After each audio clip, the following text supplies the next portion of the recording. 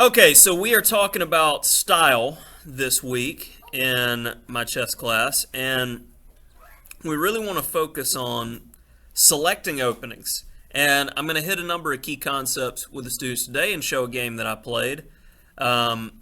Mostly this week and next week, we're going to be focusing on which openings do you select to play. Because I'm not a coach that just goes, one size fits all, everybody plays the same, that type deal. I think that's an absolutely horrible way to teach students, personally. And the main focus and reason why I'm like, everyone shouldn't play e4, e5 starting. That's a classical theme in education in chess, and I believe it's completely wrong and turns off a lot of players to the game. Because many of those openings you lose so quickly if you let f2 or f7 drop, and it can be very demoralizing. So one of the main ways that I teach is I teach the opening principles, and then I talk about style, and I let students choose their own path. I don't create mini-me's, I don't just teach my openings, and I let them choose what they think is best for them, and we begin the learning process there. That's why I basically have like opening analysis for pretty much everyone and everything, which helps with the process. So we start with the basics and move on from there. So in my opinion, a lot of people choose openings based off, at first, like what sounds cool to them. Like a common opening that a lot of players choose, they choose the dragon because dragon sounds cool. But then they find once they play it for a while that the dragon's actually a very difficult opening to play, and you can get hammered if you don't know what you're doing. Because there are certain openings, like the dragon, that there's statements like, if you live by the sword, you die by the sword. And that means if you're a warlike person and you're bringing war all the time, war gets brought to you. Make sense? So if you're aggressive with people all the time, eventually you're going to run into somebody who's going to be aggressive to you. So in my opinion, there's two major poles and styles in chess. On one side, you have the hyper-aggressive, and then on the other side, you have counter-attacking.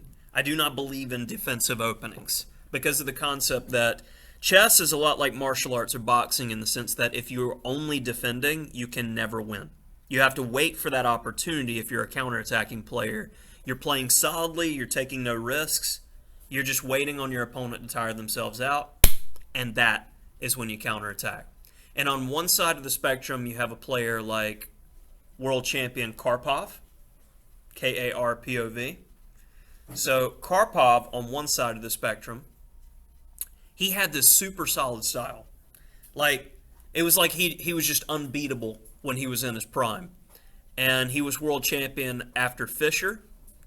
So it was 1975 to 1985. Karpov was world champion, #1 player in the world. And then after that, for basically the next 20 years, he was in the top 5 players in the world. So, I mean, the man was a machine with how solid and accurate he played. And he was known to a lot of players to have like a dry style, but they even described his play as like a boa constrictor. Because you think about how a boa constrictor kills its prey, it doesn't have venom like most snakes. It wraps around the prey and squeezes until prey passes out and dies, and then it swallows it whole. So think about when explaining Karpov's style, it's in the same sense that every time you're trying to do anything, every time you're trying to attack, he's already preparing to stop whatever you're doing. And then if you only have one idea and he stops it, you're going to have to try to do something else, but it doesn't work. So Karpov's constantly trying to stop your ideas before they come to fruition using prophylaxis. Then you have to lash out to do something, he punishes the mistake, and then he repeats the process of stopping what you're doing. So you can hear the restrictive nature of his play, right? So that would be Karpov style. Then on the other side of the spectrum, you have somebody like Fischer or Kasparov. Kasparov, hyper-aggressive style.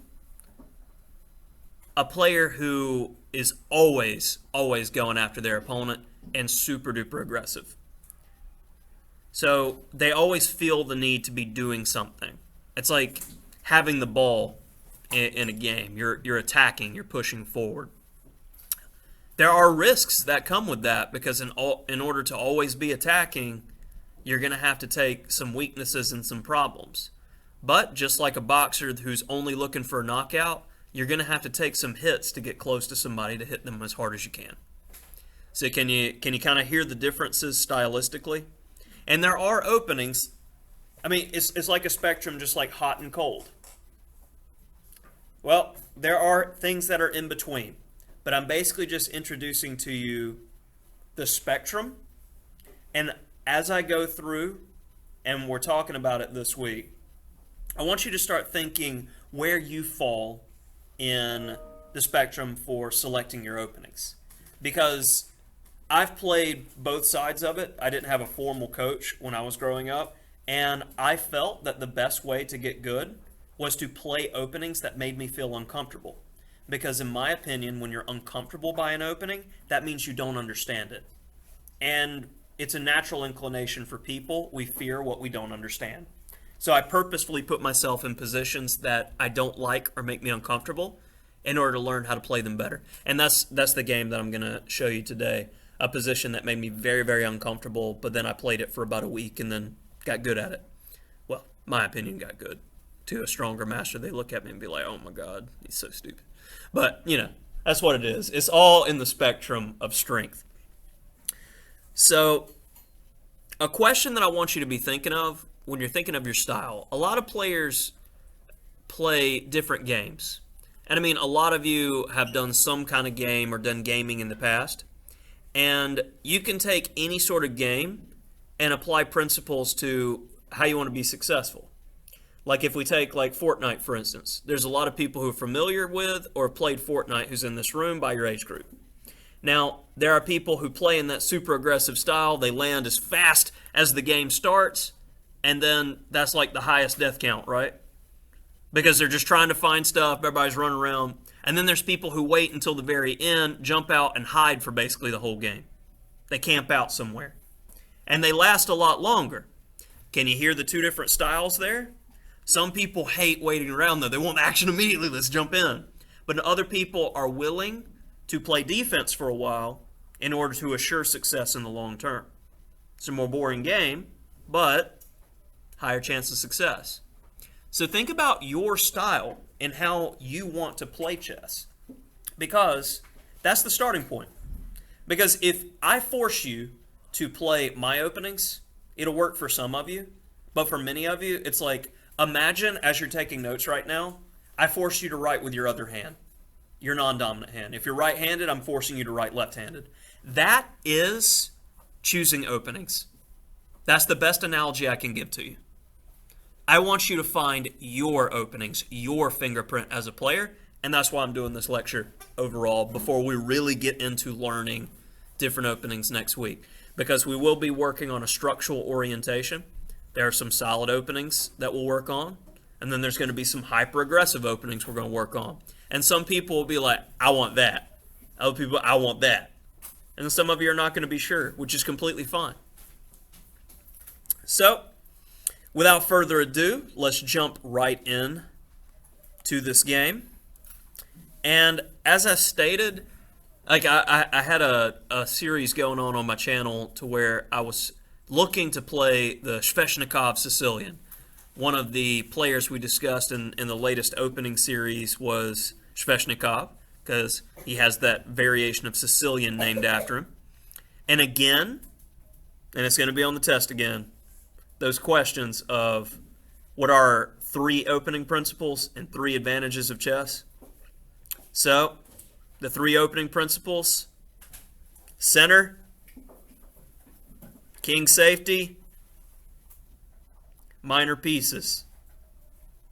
And you need to be able to define those 3, like how they're applicable to the beginning of the game. Minor pieces, which is knights and bishops. Yeah, how they're applicable. What, like, how do those 3 terms apply to the beginning, the opening? Yeah, no. Because we went over it like 20 times now. Not repeating. Yeah. That's where the listening skills come in. And also, how many people around you are taking notes right now? Problem solving. Right. You can definitely read her handwriting. I know you got some nice handwriting. Yeah, I think.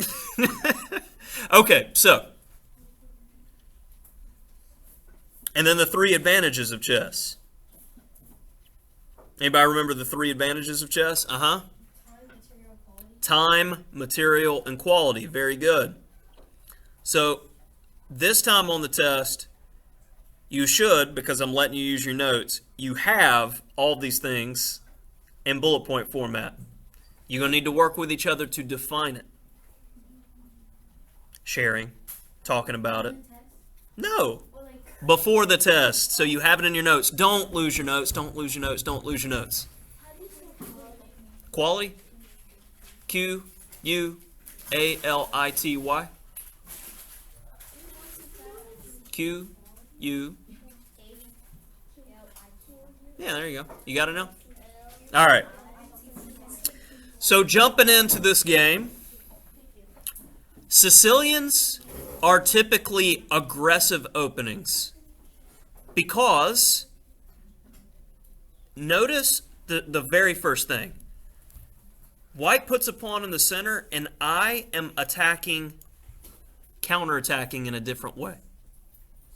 Now, it's aggressive because I'm not copying white. More solid openings by reputation, typically you're copying what white's doing first until white changes something. So you're just playing copycat chess. That would be solid chess. That would fall more under the Karpov style. Whereas Kasparov was well known to play the Sicilian. He's famous for playing the Najdorf, for instance. Well, this is aggressive by white. This is an open Sicilian. We're trading things. The position's open, so pieces can move easily. And here, there are a lot of different ways to play. Classical, I believe that's a Paulsen or Taimanov. And maybe if the knight wasn't there, that could be O'Kelly, but there's plenty of Sicilians. But I chose to play e5 here. And this is a position that makes me extremely uncomfortable because in most of the Sicilians, you're supposed to never give up the d5 square. And in the Sveshnikov, you give up the d5 square immediately in order to get a certain structure and to attack faster. So, I shore up the center. And we're going to see by far the most popular variation I've seen in practice online. So, in this position, knight d5 was what was played in the game, and it's what I've faced. If I play this 20 times, I'm facing it like 15 times if we reach this position. The other main line in the position is captures immediately, and you have a problem if you take with the queen because of knight d5 and subsequent play. So you have to take with a pawn. Now, notice how I'm telling you guys to castle, right? As part of your opening principles. But does it look like black's king is going to be safe anywhere? So can you see how this is more aggressive? I'm willing to forego safety in order to attack. This could make some people very, very uncomfortable. Other people go, well, I'm trying to win with black, so it's a risk I'm willing to take. Moving forward from here, white gets a good square, so we start trying to attack to undermine the knight. So if the pawn takes our pawn, our bishop takes his knight. This forces the structure, tickle tickle on the d5 pawn, but you don't want to take it because if knight takes d5, bishop takes b5 check, a takes, queen takes. Bishop g7, getting ready to castle, gets his queen over there messing with the f5 pawn, so we defend it tactically. And then queen c8, and this is the line in the database that scores roughly equally for both sides, and this is what I had in my notes. You know, it's very playable for both sides. Now, in the main game, knight d5 was played, and after bishop e7, this is by and large played the most. Like I said, it makes me uncomfortable because white has a huge positional trump here. His knight is completely and firmly on d5, and I don't have a pawn that can kick it out. So one of the strategies that white uses here is this knight is going to come around to e3 and completely cement the other knight. So it's positional chess. White's playing very solidly. He has one advantage, so he's just going to try to make it work. And black needs to play against that. So a major imbalance here is black has the 2 bishops against 2 knights. If I just trade down everything, my pawn structure is going to be very bad in the long term. White doesn't have any weaknesses. Well, black's pawn chains are weaker. White in this game, though, decides to abandon this positional approach and play something that's a little bit rare. He attacks my bishop immediately. And after g4, he is threatening g5 to trap my bishop in there. Bye-bye. So there's a handful of different moves here. And the main line in the database, I looked at it once and I couldn't really remember it. So I was like, I'm just going to go with a natural enough looking move. And then the engine kind of supported my decision. The move in the database is bishop f4. And after queen f3, bishop e6, you have to remember this in-between move, queen f6. And once we reach this position, it's again equal, but a lot of fight and fire has been taken out of the position. And if I'm playing an aggressive opening, I want to keep the tension and play aggressively. So I decided not to allow my bishop to be captured, and I just played g6, and he continues attacking. And from here, when I looked at the engine, I was pretty satisfied with my play because I found a lot of first choices. Bishop g5 was first choice by the engine. Then knight e7 to try to counterattack the space advantage that he has. After a4, it's common in many different Sicilians to play b4, but if you do that here, you lose a pawn. So this is a theme that you need to remember in the Sveshnikov, that once a4 is played, you capture and then play a5. This makes sure that the pawn is protected by both the rook and queen, and you're just staying solid. Bishop e2. And what I want you to notice, black was the one taking risk to start with, but it provoked white to take risk as well, because where is white's king going to be safe? So black's king is actually safer than its white counterpart for the long term. I trade one set. Now I've got the bishop pair against the knight and bishop. And I focus on that d5. Now white could easily make a mistake here with a move like queen c2, in which case I'd take on d5. This is a theme in the Sicilian that you want to definitely know. If I'm able to capture here and he's forced to take back with a pawn, this will in fact defend my weakness. He'll never be able to say, put rooks and queens and make Alekine's gun to get the knight out of the way and just win the pawn. I'll never be able to defend it enough. So that's a theme you're constantly looking for in the Sicilian, to be able to capture on d5 to force a pawn there. Whereas white, thematically on the other side, is always wanting to be able to capture with a piece there so he can pressure the backwards d6 pawn. So he supports d5. So then I'm trying to take away the support from d5. He supports it again. And now, since I felt my a pawn was a little bit weak, I play rook c5, flexible. After queen d3, this was a move that the engine didn't like, but I didn't give away too much of an advantage, h6. And the idea is just to support the bishop and make sure that there's no open file problems in the future for me. So both of us are playing solid, not really taking risks, but keep in mind this is a 3-minute game, and my opponent and I are getting much lower on time. So things are about to fall apart for my 2400 rated opponent. King g7, king e2. So queen b8, and my idea is mostly I'm just watching key squares. I'm watching here, watching here. Now, he puts pressure on my a pawn, and I'm not concerned with it. I'm willing to sacrifice this pawn, because if, for instance, h takes, I'm going to take on d5, and if he takes here, I actually have nice counterplay with rook f8, and I'll be able to attack on the king side. So rook 1 to a2, I take over here, and now I just defend the pawn because he didn't want to take it the move before. This is where black starts to have an advantage. Check, best square. and both kings are open, but again, I'm still safer. He's trying to get to my king, but now I'm starting to trade. If he takes with the bishop, I take on c3 with check. If he takes with the queen, I take his queen. And remember that theme I was talking about? I'm trying to force him to take with a pawn, and now it's made his bishop a pawn with a funny hat. Now I've got an open file to work with, and I'm threatening to get to his king. Check. So he wins a pawn, but I have all of these threats. Again, I'm still much safer.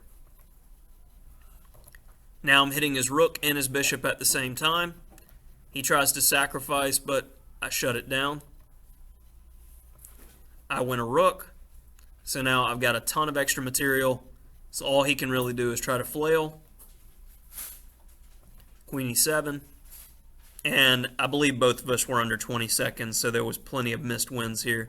Queen takes e4 was definitely more accurate. And now you can see that theme of staircase checkmate comes up again. And the only way he can stop it is to block with the queen. And then I'm just going to rinse and repeat with the staircase. But my opponent ran out of time here, and I only had a few seconds left as well. So stylistically, the example of this game is aggressive because black took risks in order to try to win. And this style, I wouldn't say it makes me uncomfortable. I play it pretty frequently, but lately, as I've gotten older too, I like playing more solidly without risk. And I find that I have much better results when playing against much higher rated competition because they have to take risks to beat me and I can just stay solid, especially when playing white. So it's something to be thinking about, and the point of this lecture overall is, what is your fingerprint as a chess player? Because if you pick up a book, it's like the concept of self-help. There's no such thing as self-help. There's only help. Because it's self-help if you're helping yourself. You're reading a book written by somebody else. That's called help. Same thing with openings. Somebody goes, this is the best way to play for all beginners. Is there ever a one-size-fits-all approach? Very, very rarely in life is there a one-size-fits-all approach. So why do we have this mentality with chess? Because it's easy to tell everybody to do one thing. You've got to blaze your own path in order to figure out what's right for you. And there are very, very talented players that, one I've worked with before, like Grandmaster Timur Gariev, the Blindfold King. He actually broke the world record for playing the most number of blindfold games at the same time. The man, when I met him in person, he's one of the most high-energy people I've ever met. And when he won the U.S. Open last year, his photo shoot for the cover of Chess Life was him jumping out of a plane, and his cover photo was him holding a chessboard, smiling, 20,000 feet in the air. So the dude is a risk taker. He plays all sorts of crazy openings, but that suits his personality and his style. He loves chess because of his creativity. You may be like him. You may be more like Karpov. But the point is, overall, find your style because it's important.